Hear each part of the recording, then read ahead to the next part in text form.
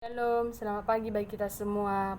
Pada kesempatan kali ini kami dari kelompok 7 akan mempresentasikan hasil sajian kami, di mana materi kita hari ini ialah hubungan Roh Tuhan dengan hamba Tuhan menurut PL. Yang pertama-tama, jika kita berbicara mengenai Roh Allah, maka yang ada di dalam benak kita adalah Perjanjian Lama. Karena jika kita lihat di dalam Perjanjian Lama, Roh Allah yang paling banyak kita temui. Dalam Perjanjian Lama kita dapat melihat bagaimana Allah berkarya bagi dunia dan segala isinya. Baik dalam pemeliharaan Allah juga membutuhkan perpanjangan tangan atau yang dapat dikatakan penyambungan perkataan Allah atau yang mendengarkan suara Tuhan. Lalu yang dipakai Tuhan dalam karyanya adalah dapat disebut sebagai hamba Tuhan. Jadi dalam sejarah Perjanjian Lama banyak sekali kita temukan hamba Tuhan yang bekerja untuk kemuliaan nama Tuhan. Dan hamba Tuhan yang sangat luar biasa yang berasal dari latar belakang yang berbeda-beda. Untuk lebih memahami hubungan Roh Tuhan dengan hamba Tuhan, kita akan membahasnya secara bersama-sama. Yang pertama, pengertian roh secara umum. Di dalam kamus Alkitab, roh berarti yaitu angin. Di dalam Keluaran 10 ayat 13 atau dapat dikatakan nafas, di dalam Kejadian 6 ayat 17, dan juga dikatakan kuasa ilahi yaitu Yeskel 39 ayat 9. Di dalam Perjanjian Baru disebut pneuma, mempunyai arti yang luas. Roh itu datang dari api, itu menurut Perjanjian Baru yang tertulis di dalam Matius 3 ayat 11. Roh datang di atas murid-murid pada hari Pentakosta yang menyerupai api, tertulis di Kisah Para Rasul 2 ayat 3, tetapi kedengarannya seperti angin. Tetapi di dalam KBBI kata roh kata roh dapat diartikan ruh, artinya yang diciptakan Tuhan sebagai penyebab adanya hidup ataupun kehidupan, baik itu nyawa sebagai makhluk hidup yang tidak berjasad, yang tidak berbadan jasmani dan tidak berakal budi dan tidak berperasaan. Tetap bisa dikatakan juga seperti malaikat ataupun setan. Roh, selanjutnya kita masuk roh Allah dalam Perjanjian Lama. Secara harafiah, roh Allah berarti kehadiran Allah yang aktif yang terlihat, di mana kata roh Allah yang pertama kali muncul dalam Perjanjian Lama yang berarti Perjanjian Lama tertulis di Kejadian 1 ayat 2. Lalu kita masuk ke dalam kata roh Allah, gambaran roh Allah dalam Perjanjian Lama, di mana di dalam Alkitab ada beberapa gambaran yang digunakan untuk menunjukkan tentang roh dan pekerjaannya. Yang pertama itu nafas hidup, tertulis di Kejadian 2 ayat 7, di mana Allah mengembuskan nafas ke dalam hidung manusia dan ia menjadi makhluk yang hidup. Di dalam Perjanjian Lama, nafas dari semua ciptaan adalah kepunyaan Allah yang dapat diambilnya kapanpun ia mau, tertulis di Mazmur 104 ayat 29 sampai 30. Roh itu kemudian hidup di mana Allah sebagai sumber dari kehidupan manusia. Yang kedua itu angin, berhubungan dengan nafas, maka roh juga adalah angin. Tertulis di Kejadian 8 ayat 1, Bilangan 11 ayat 31 dan Yesaya 27 ayat 8. Yohanes 3 dengan lebih eksplisit menghubungkan gambaran hubungan angin dengan roh Allah dan membicarakan tentang angin alami yang misterius dan peraturan roh bagi orang-orang yang percaya dan hidup baru. Yang ketiga, api. Gambaran akan roh ini mungkin tidak seumum nafas. Tertulis di Yesaya 4 ayat 4 yang mengatakan bahwa ketika Allah memberikan daerah Yerusalem di tengah-tengah dengan roh yang menghakimi dan membakar. Nah, nats ini seperti Yesaya 33 ayat 1 menjelaskan amarahmu seperti api yang memakan kamu sendiri. Lalu yang keempat itu air. Dua nats dalam kitab Yesaya meramaikan kedatangan Yerusalem dengan Roh Kudus yang dituangkan penghancur masa mendatang akan mengakhiri sampai Roh dicurahkan bagi kita dari atas. Yesaya 32 ayat 15. Pada saat itu Allah berkata, "Aku akan mencurahkan air ke tanah yang haus dan hujan yang lebat ke atas tempat yang kering." Tertulis di Yesaya 44 ayat 3. Yang terakhir, awan di dalam Perjanjian Lama sebagai bentuk kehadiran dan kemuliaan Allah seperti ketika Musa berada di Gunung Sinai. Tertulis di Keluaran 24 ayat 15 sampai 18. Selanjutnya kita masuk pengertian hamba secara umum. Di dalam Kamus Bahasa Indonesia, istilah hamba dapat diartikan abdi ataupun budak ataupun belian atau juga dapat dikatakan sebagai pelayan. Berbicara mengenai hamba tidak dapat dipisahkan dari dua tanggung jawab kata hamba, yaitu pekerja atau ketaatan. Selanjutnya kita masuk pengertian hamba dalam Perjanjian Lama. Istilah hamba dalam Perjanjian Lama adalah event, dan istilah ini merupakan istilah yang sangat banyak kita jumpai. Artinya, istilah hamba adalah budak atau juga seseorang yang dimiliki oleh seorang tuan yang berkuasa atas dirinya. Jadi hamba ini adalah orang yang dianggap seperti budak ataupun dianggap seperti pelayan. Lalu hamba Tuhan dalam Perjanjian Lama disebut dengan pelayan, yang berarti seorang yang bekerja untuk keperluan orang lain untuk melaksanakan kehendak tersebut. Lalu kita masuk ke dalam menurut makna harafiah kata hamba menunjuk pada status yang amat rendah dalam masyarakat. Tetapi di dalam PL kata ini justru mengandung makna yang sangat tinggi dan bermartabat. Hamba Tuhan dalam Perjanjian Lama disebut yang bermakna. Lalu kita masuk dalam pengertian hamba Tuhan. Hamba Tuhan adalah orang yang dipanggil untuk bekerja di ladang Tuhan. Dan hamba Tuhan dipanggil bukan untuk dilayani, tetapi untuk melayani. Tertulis di Matius 20 ayat 26 sampai 28. Selanjutnya kita masuk ke dalam siapakah hamba Tuhan. Hamba Tuhan hampir selalu dikaitkan dengan jika kita lihat di sekeliling kita itu selalu dikaitkan dengan kata yaitu pendeta ataupun pastor. Dan hamba Tuhan adalah seseorang yang secara full time melayani gereja dan jemaat. Dan hamba Tuhan ini dianggap sebagai kaum yang memiliki talenta dan hal-hal rohani dan memiliki hubungan khusus dengan Tuhan dan dihormati, sehingga setiap perkataan dan perbuatannya dapat diteladani. Namun dalam hal ini terjadi di bahwa hamba Tuhan dan profesi yang lain hamba Tuhan didefinisikan berdasarkan kualitas kehidupan moral dan spiritual seseorang, bukan berdasarkan profesi atau panggilan hidupnya. Lalu selanjutnya kita masuk ke dalam tugas hamba Tuhan. Apa saja tugas dari hamba Tuhan tersebut?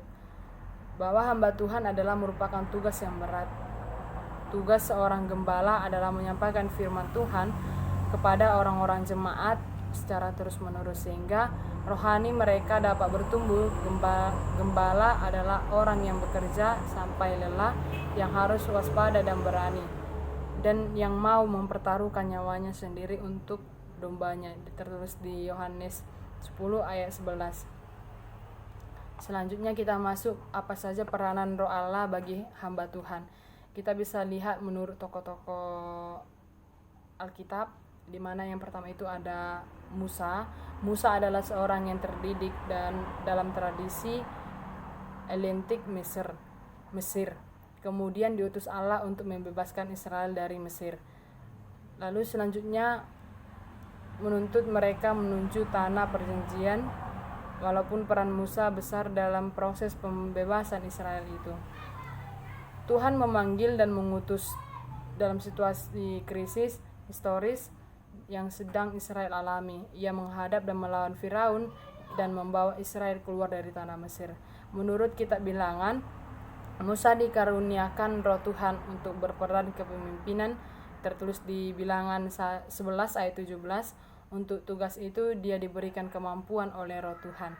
Ia menjadi pelayan hamba Tuhan dalam proses ini. Tertulis di Ulangan 33 ayat 1 dan Yosua 1 ayat 1. Ketika Musa merasa tidak mampu, Allah membagikan Roh Tuhan yang ada bagi Musa kepada 70 tua-tua. Tertulis di Bilangan 11 ayat 17 dan ayat 25. Roh Tuhan diberikan adalah roh yang ada pada Musa. Itu berarti kepemimpinan mereka tidak dapat dipisahkan dari kepemimpinan Musa. Walaupun demikian, bukan Musa yang memberikan roh itu, tetapi Tuhan sendirilah yang bertindak mengambil sebagian rohnya pada Musa yang menaruhnya pada 70 tua-tua tersebut. Kita masuk selanjutnya tokoh yang kedua yaitu Yosua. Yosua adalah pemimpin setelah Musa, seorang pendukung Musa yang bersemangat. Tertulis di Bilangan 11 ayat 28 sampai 29. Yosua dilantik Musa untuk meneruskan tugas kepemimpinan atas Israelnya. Bilangan 27 ayat 12 sampai 23. Lalu ketika Yosua berdiri di hadapan Imam Eleazar dan seluruh umat, tertulis di Bilangan 27 ayat 18, menggambarkan bahwa Yosua sebagai orang yang penuh roh Allah. Suatu kualifikasi yang atas dasar itu Tuhan menyuruh Musa melantikkan ia juga pemimpin dengan roh bijaksana. Tertulis di Ulangan 34 ayat 9. Selanjutnya kita masuk tokoh yang ketiga, yaitu Saul. Raja Saul pun menjadi pribadi yang seluruhnya berubah begitu roh Allah memasukinya. Tertulis di 1 Samuel 10 ayat 10 sampai 11. Pada zaman Saul, secara umum diterima bahwa para nabi memiliki roh Allah, dan bahwa roh itu terkadang memilih jelmakan dirinya dalam tindakan spontan berupa tarian dan pikikan. Roh Allah lah yang memampukan Saul untuk bernubuat. 1 Samuel 10 ayat 6. Sama juga halnya dengan para utusan Saul yang bernubuat di depan Samuel. Terus di Samuel 19 ayat 18. Lalu yang keempat, Daud. Demikian juga roh Allah datang di atas Daud setelah diurapi. Tertulis di 1 Samuel 16 ayat 13. Tetapi Raja Daud, ada cerita yang mengatakan bahwa pengangkatannya pernah diteguhkan oleh pemberian roh Tuhan. Berita ini terdapat di dalam cerita pengurapan Daud yang dikenal tertulis di 1 Samuel 16 ayat 1 sampai 13. Samuel yang tadinya mengurapi Saul kini disuruh pergi ke Bethlehem untuk mengurapi Daud putra bungsu Isai itu. Lalu selanjutnya kita masuk ke yang kelima, Otniel. Ketika orang Israel meraung-raung kepada Tuhan karena merasakan kesakitan yang mendalam, lalu Allah mencurahkan rohnya kepada Otniel, adik Kaleb. Lalu bangkitlah ia membebaskan orang Israel. Diperangi Kusyang Risyataim dikalahkannya. Alkitab mencatat sesuatu yang penting mengenai Otniel, yaitu roh Tuhan menggenapi dia dan ia menghakimi orang Israel. Ia maju berperang, lalu Tuhan menyerahkan musuhnya. Yang keenam itu Deborah. Jenis kenabian yang dimiliki itu berbeda sekali dengan apa yang digambarkan tentang Deborah. Memang unik di dunia Israel kuno. Sebagai contoh bagaimana sikap dan tindakan orang yang bergerak di bawah pengaruh roh Yahweh. Tingkah laku Deborah lebih mirip oknum-oknum dalam tradisi Kananai. Peranan Deborah mirip sekali Kananai yang dipisahkan dari mereka. Nabi di Israel kuno tampak sebagai oknum yang digerakkan oleh roh Allah sampai nabi itu berinteraksi dalam hidup bangsanya sehingga menghasilkan kebebasan. Selanjutnya kita masuk yang ketujuh, Simson, pemuda dari suku, tertulis di dalam Hakim 13 ayat 16. Hakim 13 sampai 16 juga digerakkan oleh roh Allah. Hakim 13 ayat 25, ibunya telah diberitahukan oleh seorang malaikat bahwa sejak dari kandungan ibunya anak itu akan menjadi nazir Allah dan dengan dia akan memulai penyelamatan orang Israel dari tangan orang Filistin. Tertulis di Hakim 16 ayat 19. Tetapi roh Tuhan sewaktu-waktu berkuasa atas dia. Tertulis di Hakim 14 ayat 6, ayat 19 dan Hakim 15 ayat 14. Dibandingkan dengan Hakim 16 ayat 28. Dan berkata, kekuatan baru yang diperolehnya dari roh itu, Simson menjadi penyelamat bagi suku dan bangsanya sesuai maksud Tuhan yang semula. Selanjutnya kita masuk ke dalam yang nomor 8, Yefta. Yefta adalah seorang pahlawan yang gagah berani dari suku Gilead. Tertulis di Hakim 10 ayat 6 sampai 12 dan Hakim 12 ayat 7. Tetapi hal ini belum menjadi panggilan Tuhan saat para tua-tua Gilead datang meminta Yefta sebagai pemimpin melawan Ambon, bangsa tetangga mereka. Tertulis di Hakim 11 ayat 1 sampai 10. Lalu yang ke-9, Gideon orang Manasyi dipanggil dan diutus Tuhan dengan perantaraan malaikat. Tugasnya adalah membebaskan suku-suku Kanaan di tengah dari penindasan orang Midian. Yang ke-10, Yesaya, di mana roh Tuhan Allah ada padaku, oleh karena Tuhan telah mengurapi aku, ia telah mengutus aku untuk menyampaikan kabar baik kepada orang-orang sengsara dan merawat orang-orang yang remuk hati, untuk memberitakan pembebasan kepada orang-orang tawanan dan kepada orang-orang yang terkurung kelepasan dari penjara. Tertulis di Yesaya 61 ayat 1. Roh Allah menyertai para nabi yang Tuhan perintahkan untuk menuliskan nubuatan atau pernyataan Allah. Roh Allah memberikan tuntunan kepada mereka untuk menyatakan nubuatan dan pernyataan Allah. Ia menjamin bahwa berita yang disampaikan sungguh-sungguh pengilhaman dari Allah. Selanjutnya kita masuk yang ke-11, yaitu Hezkiel. Para Nabi Hezkiel menulis firman-Nya kepadaku, hal anak manusia, bangun dan berdiri, karena aku hendak berbicara kepada engkau. Sementara ia berbicara kepada engkau, kembalilah rohku ke dalam aku dan ditegakkannya aku. Lalu selanjutnya kita masuk ke yang ketiga, yaitu kesimpulan.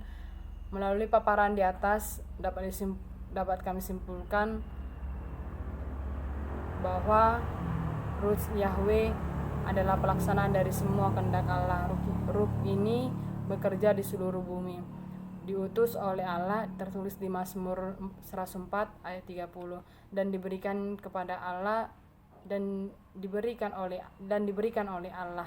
Bilangan 11 ayat 29, Yesaya 42 ayat 1 sampai 5. Ayat 1 dan 5. Sedangkan hamba adalah menurut makna harafiah, kata hamba merujuk pada status yang amat rendah dalam masyarakat, tetapi di dalam PL kata ini justru mengandung makna yang tinggi dan bermartabat. Jadi roh Allah sangat berpengaruh dan memperlengkapi hamba Tuhan dalam menjalani tugasnya. Nabi-nabi dalam perjanjian lama menyaksikan bahwa mereka berkata-kata dan menulis adalah sebagai hasil dari roh Allah yang memimpikan dan memenuhi mereka. Tidak hanya nabi-nabi, tetapi juga Allah memakai raja, hakim-hakim dan yang lain sebagai hambanya untuk dipakai menjalankan apa yang hendak dilakukan dan diinginkannya. Mungkin itu saja yang bisa kami jelaskan. Terima kasih.